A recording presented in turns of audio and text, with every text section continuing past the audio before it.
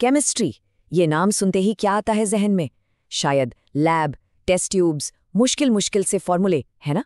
पर जरा रुकिए, क्या हो अगर मैं कहूं कि केमिस्ट्री असल में वो कहानी है जो हमारे आसपास हर पल, हर सेकंड चल रही है, हमारे किचन से लेकर हमारे अपने शरीर के अंदर तक।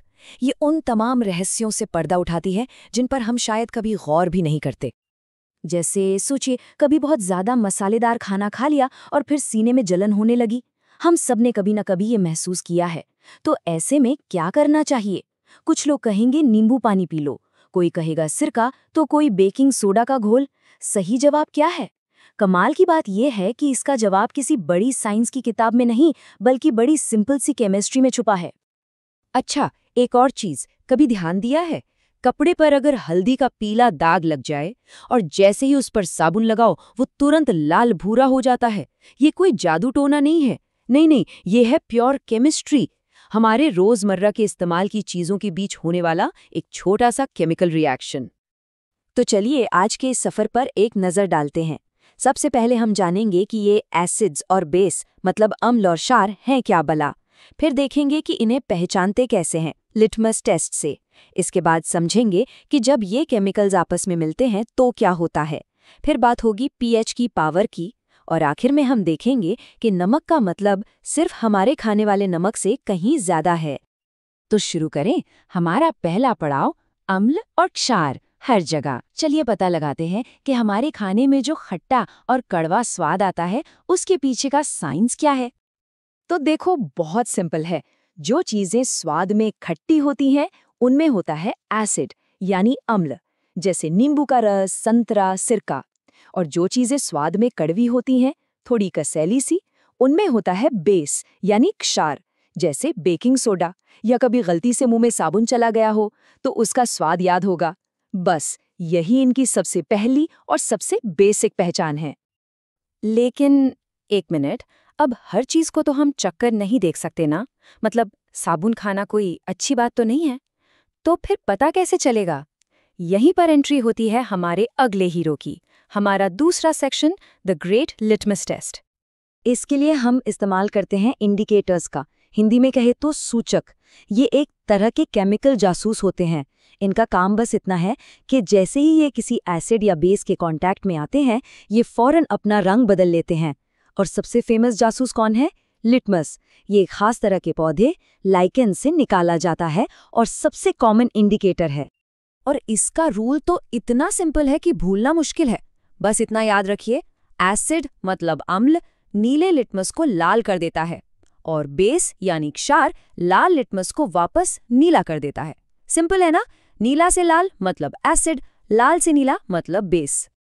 और मजे की बात यह है कि लिटमस अकेला नहीं है।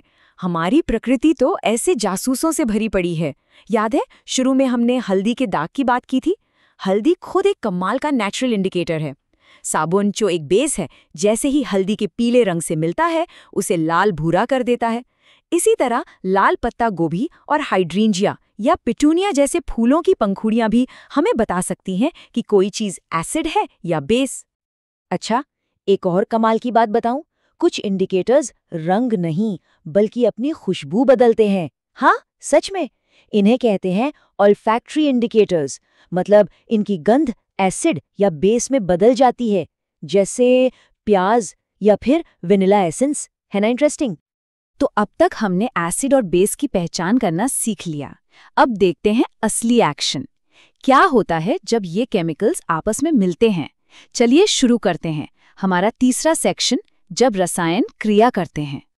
तो यहाँ सबसे जरूरी बात आती है, जब एक एसिड और एक बेस आपस में मिलते हैं ना, तो वो एक दूसरे के असर को कैंसिल कर देते हैं, खत्म कर देते हैं। इसी कमाल की प्रक्रिया को कहते हैं न्यूट्रलाइजेशन, और इससे बनता है नमक और पानी। अब याद आया वो सीने में जलन वाला सवाल? हम जो एंटासिड लेते हैं वो असल में एक बेस होता है। वो पेट में बढ़े हुए एसिड के साथ मिलकर उसे न्यूट्रलाइज कर देता है और हमें राहत मिल जाती है। देखा, सिंपल केमिस्ट्री। अच्छा, अब एक और सवाल, क्या होगा अगर एसिड किसी मेटल यानी धातु से टकरा जाए? चलिए दिमाग में एक छोटा सा एक्सपेरिमेंट करते हैं। मान लीजिए हमने थोड़े से जिंक के टुकड़े लिए और उन्हें सल्फ्यूरिक एसिड में डाल दिया। क्या होगा? फौरन गैस के बुलबुले निकलने शुरू हो जाएंगे। अब मान लीजिए हमने इन बुलबुलों को साबुन के पानी से गुजारा और फिर एक जलती हुई मोमबत्ती को उन बुलबुलों के पास ले गए। तो क्या होगा? एक पॉप की आवाज आएगी, फट। ये जो छोटी सी पॉप की आवाज है ना, ये इस बात का सबूत है कि जो गैस निकल रही है वो हाइड्रोजन है। तो इस छोटे से एक्सपेरिमेंट से हमें एक सीधा सा रूल मिल गया, acid plus metal is equal to salt plus hydrogen gas, हमेशा। ठीक है, तो एसिड और बेस को पहचान लिया, उनके रिएक्शंस भी देख लिए, पर एक सवाल अभी भी बाकी है। कोई एसिड या बेस कितना स्ट्रांग है, कितना पावरफुल है, ये कैसे पता चलेगा? बस इसी सवाल का जवाब है हमारा अगला section, the power of pH. ये पीएच स्केल असल में 0 से 14 तक की एक गिनती है, एक रूलर जैसा। ये बस ये नापता है कि किसी लिक्विड में हाइड्रोजन आयंस कितने हैं। जितने ज्यादा हाइड्रोजन आयंस, वो चीज उतनी ही ज्यादा एसिडिक होगी। और ये जो पी है ना पीएच में, ये एक जर्मन शब्द पोटेंस से आया है, जिसका मतलब होता है पावर या शक्ति। इस स्केल पर नंबर 7 सबसे खास है। ये है न्यूट्रल पॉइंट, मतलब ना एसिडिक न बेसिक, एकदम बीच में, जैसे हमारा साफ पानी। तो अगर हम स्केल पर देखें तो नींबू का रस बहुत नीचे, करीब 2.2 पर आता है, मतलब बहुत एसिडिक। कॉफी का पीएच 5 के आसपास होता है। नल का पानी, जैसा हमने कहा, लगभग 7 पर, यानी न्यूट्रल। और अगर हम स्केल के दूसरे छोर पर जाएं तो सोडियम हाइड्रोक्साइड जैसा एक बहुत ही स्ट्रॉन्ग बेस पूरे 14 पर पहुंच जाता है। तो सवाल ये है कि ये पीएच इतना मैटर क्यों करता है? अरे बहुत करता है। हमारे पेट को खाना पचाने के लिए बहुत कम पीएच, यानी हाई एसिडिक माहौल चाहिए। हमारे मुंह का पीएच अगर 5.5 से नीचे चला जाए तो हमारे दांत सड़ने लगते हैं, और जब बारिश के पानी का पीएच 5.6 से भी कम हो जाता है तो वो बन जाती है एसिड रेन, जो नदियों और तालाबों में रहने वाले जीवों के लिए जहर जैसी है।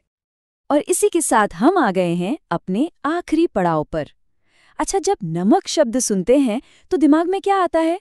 वही जो हम खाने में डालते हैं, है ना? पर केमिस्ट्री की दुनिया में नमक एक बहुत बहुत बड़ा परिवार है। तो चलिए मिलते हैं इस परिवार से। हमारा सेक्शन साधारण नमक से कहीं ज्यादा। हमारा जो कॉमन टेबल सॉल्ट है, यानी सोडियम क्लोराइड, वो सिर्फ खाने का स्वाद नहीं बढ़ाता। ये एक रॉ मटेरियल है, एक कच्चा माल है। इसी एक नमक से बनता है सोडियम हाइड्रोक्साइड, जो एक बेस है, ब्लीचिंग पाउडर, जो सफाई के काम आता है, हमारा बेकिंग सोडा और कपड़े धोने का सोडा भी, सब कुछ बस एक नमक से। और ये देखिए कि केमिस्ट्री में एक छोटी सी चीज कितना बड़ा फर्क ला सकती है। जिप्सम और प्लास्टर ऑफ पेरिस को देखिए। इन दोनों के केमिकल फॉर्मूले में बस पानी के मॉलिक्यूल्स का थोड़ा सा फर्क है, जरा सा। लेकिन इसी जरा से फर्क की वजह से एक चीज सिर्फ कच्चा माल है और दूसरी चीज टूटी हड्डियों पर प्लास्टर चढ़ाने से लेकर सुंदर मूर्तियां बनाने तक के काम आती है। तो एक आग बुझाने वाले फायर एक्सटिंग्विशर से लेकर किचन में फूलते हुए एक नर्म केक तक, सब कुछ केमिस्ट्री है। सब कुछ एसिड, बेस और सॉल्ट का खेल है। तो अगली बार जब हल्दी का दाग साबुन से लाल हो या एंटासिड लेने से आराम मिले, तो रुक कर जरूर सोचिएगा, क्योंकि अब सवाल ये है कि इस जानकारी के बाद आसपास की दुनिया में कौन सा रोजमर्रा का केमिकल जादू नजर आएगा।